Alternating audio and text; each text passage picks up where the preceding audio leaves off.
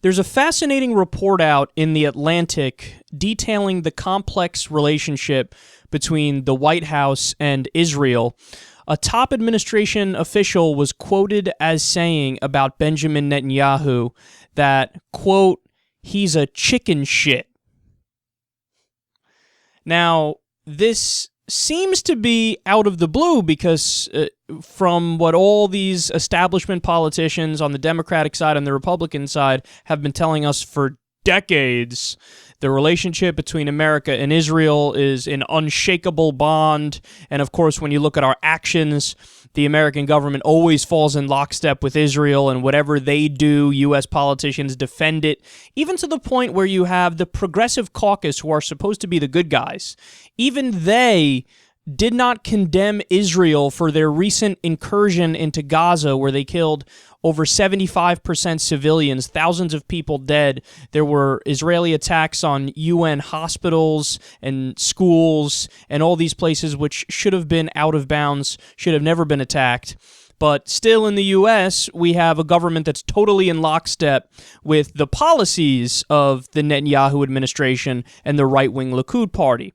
But that's why this is seemingly so strange and, like I said, out of the blue. They say, quote, over the years, Obama administration officials have described Netanyahu as recalcitrant, myopic, reactionary, obtuse, blustering, pompous, and Aspergery. That last one is by far and away my favorite. So clearly, at least in terms of the people surrounding President Obama, they're not very happy with Netanyahu right now. And the anger from the White House came about when Israel annexed Palestinian land a few months ago. So up until that point, the U.S. was kind of reluctantly going along with whatever the right-wing government in Israel wanted to do. But supposedly when they announced that they were going to do this Palestinian land grab, that's when even Obama and his top administration officials, all of whom fawn over Israel, they said, okay, now you're going too far. And I think the real concern in their mind is that Netanyahu is sabotaging the peace process that John Kerry's trying to do right now, and they view that, or at least Obama and his officials view that, as you're going to hurt our legacy, because under us, there's going to be a situation where we didn't move closer to peace in the Middle East. And no matter how much the Obama administration and John Kerry and the U.S. government falls in line with Israel and does in lockstep what they do at the end of the day want to have something better that they can leave the world with when they're out of office, because they want the history books to be kind to them. So not only did the administration officials get mad when Netanyahu said, hey, I'm going to annex this Palestinian land, supposedly it got even more tense when the news broke this week that not only did they annex the land, now they're going to build 1,000 homes on the annexed land. And that's when Obama's officials said, okay, this is just ridiculous at this point.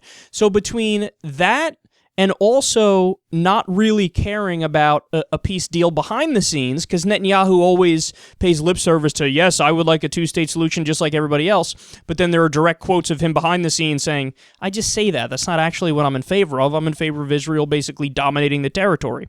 So they're mad about that. And if you guys remember, we were one of the few outlets to actually cover this. Netanyahu was bypassing the White House and top administration officials and going right to the Pentagon for weapons. And when Obama found out about this, he put a stop to it immediately. He was like, are you kidding me? We give you everything you want. We've given you Iron Dome. We give you over $1 billion in aid every single year. And then this is how you repay us? You still go behind our back to go right to the Pentagon to get weapons? And that's more power and control at the Pentagon than even our politicians have and our administrations have. To have a leader of a foreign country just waltz into the Pentagon and say, yes, can we take X number of planes and X number of anti-aircraft missiles and X number of tanks? I mean, that's unheard of. The American people should be incredibly upset about that. So all these things put together, we've gotten to a point where the Obama administration and his top officials, They're mad, and they're not liking this. And I have to say, I'm probably one of -4 people in U.S. media who's going to say this. Good. I'm happy. I'm glad that they're not in lockstep anymore. I'm glad that there's probably going to be a rift, that they're probably going to butt heads and disagree on certain things, because what needs to be done in order to let the right-wing government of Israel know that we're not going to take their bullshit anymore, not only should we not walk in lockstep with them with whatever policy decisions they want to do and however much they want to crack down on the Palestinian territories, we should also cut off aid because they don't even need it, and we should sanction the living fuck out of them. Because stop and think about if any other state, stop and think if any other Arab state decided to do the same kind of offensive that the Israeli military recently did in Gaza and had the same numbers and had the same effects, where they hit schools and hospitals, 75% civilians dead, over 500 kids that were killed. Imagine Egypt did that. Imagine any other country did that, and what would our response be? Imagine Iran did that. Oh, it would be World War III in 4 seconds. So we would flip out if other places do it, so why should we not flip out when our ally does it? When our ally does something wrong, does that mean it's not wrong? Of course not. If you're objective, if you actually give a shit about the morality you claim to give a shit about, that should be over the line, that should be too far. And what we should do is treat Israel when they do these offensives and these incursions and they kill civilians. We should say, all right, you want to act like that, we're going to treat you like you're acting like that, and we're going to sanction you just like people sanctioned the apartheid government in South Africa. And then eventually the government in South Africa had to shape up because they lost all business around the world.